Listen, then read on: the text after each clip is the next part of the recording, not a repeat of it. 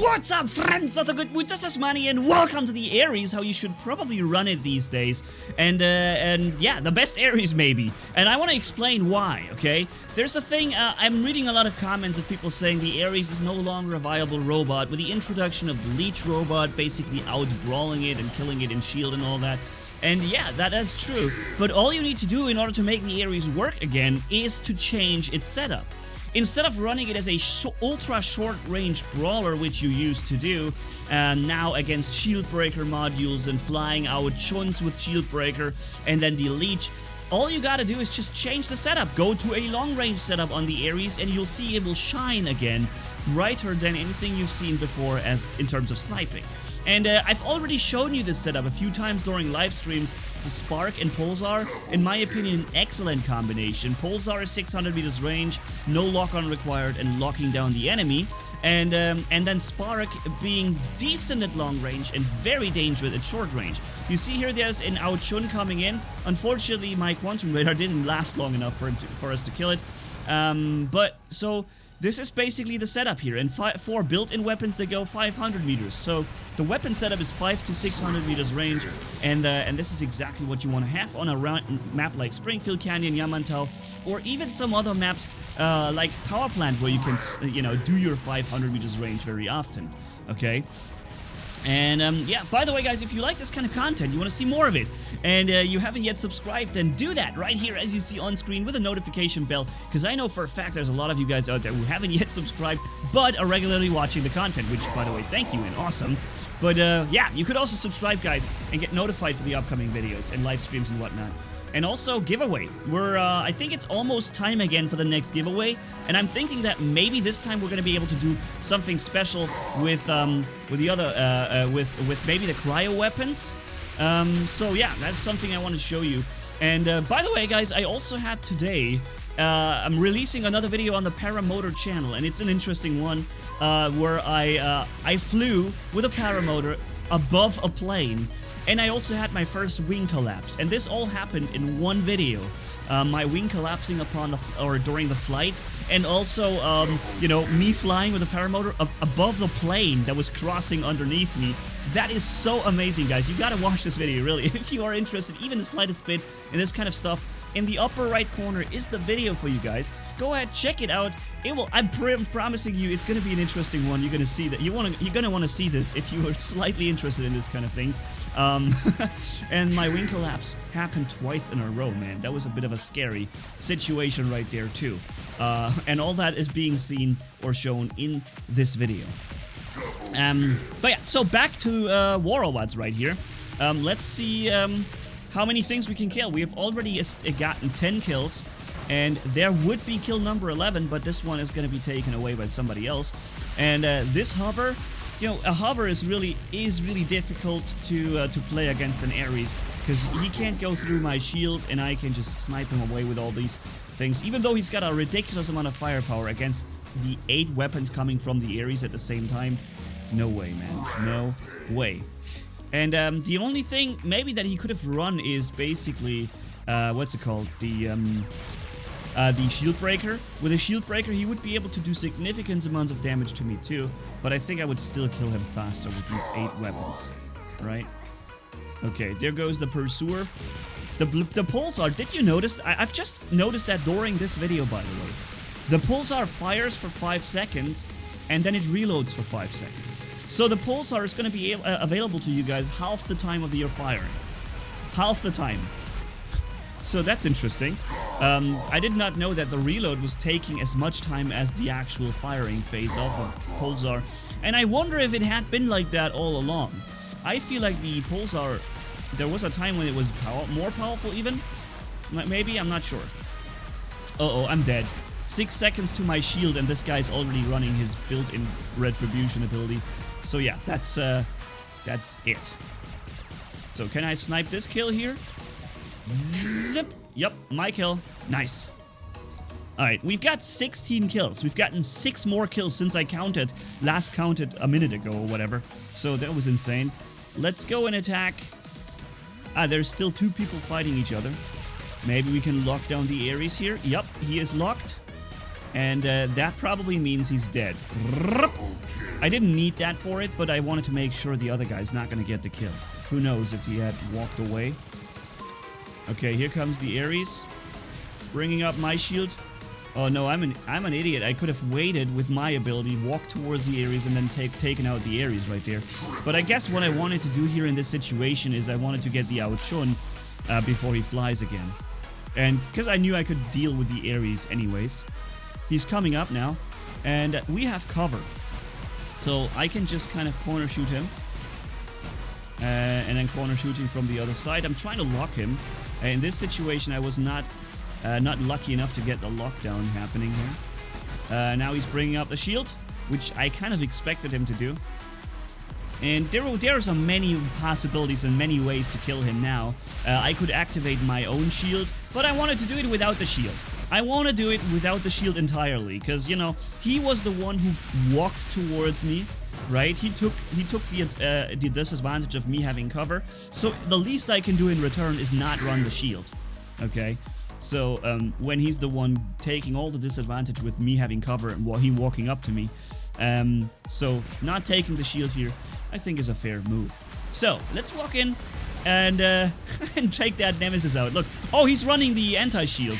Did you see that? He was running the shield break, but he activated the shield too late, the shield break ability. Otherwise, he would have gotten a lot of damage into me right there. So I guess I can't be glad that this guy didn't activate it soon enough. I'm not sure if he would probably not have killed me completely, but he would have done a lot of damage. Alright, let's go for the Falcon.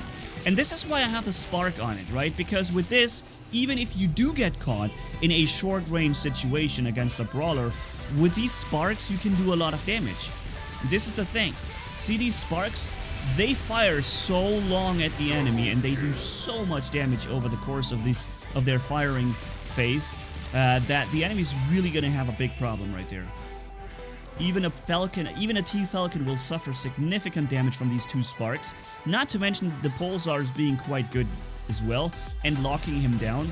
And then having the 4 built-in weapons fire also. That's when even a T-Falcon loses a lot of health. It's not enough to immediately take it down, but it is enough to really damage it hard. Okay. So this guy's now quantum radaring. Okay, here we go. Unfortunately, he got the Mercury. My plan was to get them both. To get both of them killed completely. I locked down the Outshun in mid-air, right? That was good for me here, because that allowed me to outlast or survive his flight ability. Without that, he would have basically killed me with a flight. Now I can have him locked here and get him killed. Okay. And this is, again, a long-range map. This is the ideal condition for this setup, right? So let's see if we can walk inside his 600 meters range and then get him. If we could lock him down, that would be perfect.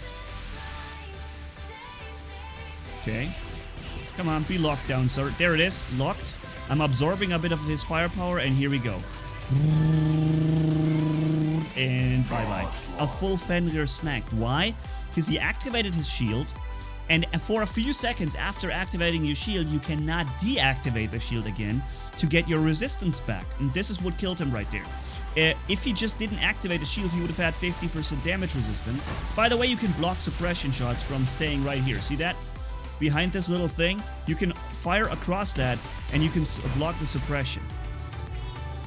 So this guy, he's now phase shifting. Okay, but he doesn't have the ability unless he's got the pilot skill. And I don't think he has that, so he's killed. Boom. Toast. What do we have here? Something that I can lock and hurt. It's an Outshun, okay. I pushed him behind the corner, and this is exactly what I needed to do. If I hadn't pushed him around the corner, he would have killed this this Taran Spectre himself, but because I pushed him around with my lockdown and firepower, basically he was no more interested in this combat and gave up the kill. Now, my quantum radar is now out, and I have nothing more to show for it. The only thing I can do is, I don't know, get killed. That's all I can do at this point. Maybe locking down people left and right, being annoying, but I can't fight the Outshun anymore. With Last Stand, of course, I could have survived it and killed it, but not without. And there is a... Okay, that's a spider. That's an invader jumping on the Ao-Chun. And I'm trying to get the kill on the Ao-Chun. Not sure if it's gonna work. Okay, let's see, come on. Yep, it worked. And what do we have here? Oh, we have an Ao-Chun. Boom, also killed completely. And this is why I have a quantum radar on this robot. Another Ao-Chun is coming at me. He's flying. He had lockdown ammo. Did you see that? He wanted to lock me down, but thankfully at least I've got the anti-control. Which in most situations you don't need it, but sometimes it's really good to have. In this case, he would have locked me down with his Avengers or whatever he had. And I was able to protect myself from that. This guy is protected. Okay. I already, by the way, played this a few days ago, and I'm adding commentary over it now. This is why, again, my hands are free. Oh, he's running the the shield breaker module. Okay, here we go. Oh, no. Okay, he waited for the last possible second until my thing was gone. Can I kill him still? Yes, I got the quantum radar back at 50% with a pilot skill. That was good. He waited with his flight until the very second when my quantum radar went out. And this is when he started flying. Okay. Ah, an ARES, and I was able to bait him. See, and this right here is not necessarily a sniper map. This is a map where you can basically play very well with short-range brawlers as well. And in this case, we're running the long-range sniper version. Oh, okay, he's flying over there now. I won't be able to get him now because he's got the flight. Every time my quantum radar is gone by the time I need it, because he had last stand, so I couldn't finish him off in the quantum radar.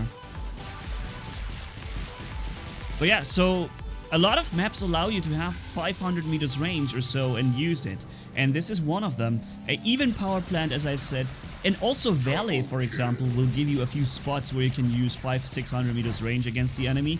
You just have to seek out these positions and occupy them, and this way you can make use of this additional range, right? And yeah, a few maps. Dead City, for example, is a map where there is very few spots where you can fire with like 500-600 meters range. Only the outer sides, the longer part of it, this is where you can do this. But normally, you don't have this option on Dead City. And but even there, the damage output is pretty good on the ARES, and you can still fight back successfully. It's just not going to be the same. Okay, I'm walking in here, so I can use my shield against this guy. Ah, okay. He also had his shield used before. Yeah, so I think the ARES is still, just to draw back to the conclusion, I think the ARES is still one of the best robots out there. And of course the ARES can, the elite robot can out-brawl him at short range. But normally the ARES is still going to be one of the best robots in most situations. Maybe it's a good idea to just swap over to a long-range sniper setup. See that's a T-Falcon. And you can tell because he doesn't even have any other weapons mounted. And we were able to do a lot of damage to him. I think he already used his healing. Unfortunately, this guy is a Strider, and I didn't know that. And he was not interested in the T-Falcon. He had no interest in the T-Falcon whatsoever. Which is the right thing to do, obviously. If you have the choice to kill an ARES with no shield active, or an Ao-Chun, a T-Falcon, obviously you're gonna go for the T-Falcon there. So,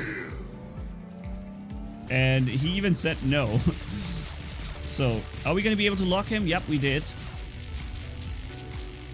We locked him down, but I didn't need my shield because I know his Avenger only has 500 meters range. I got 600 on the weapons, so it's all good. Next time I lock him, I can kill him maybe with a shield. Or, again, I walk out of 500 meters range. See that? My 4 weapons on the robot can fire. His Avenger cannot hit me at this range. Okay, I think I'm going for the ARES first here because he does have the short range. Oh wow, he got the kill with the Avenger.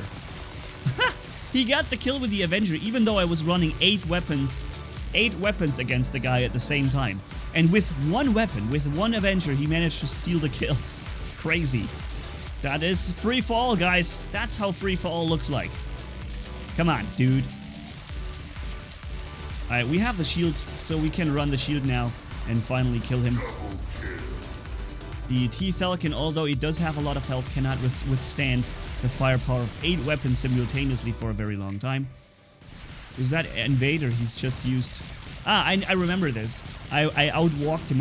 I made it so that I always stayed out of his jump range.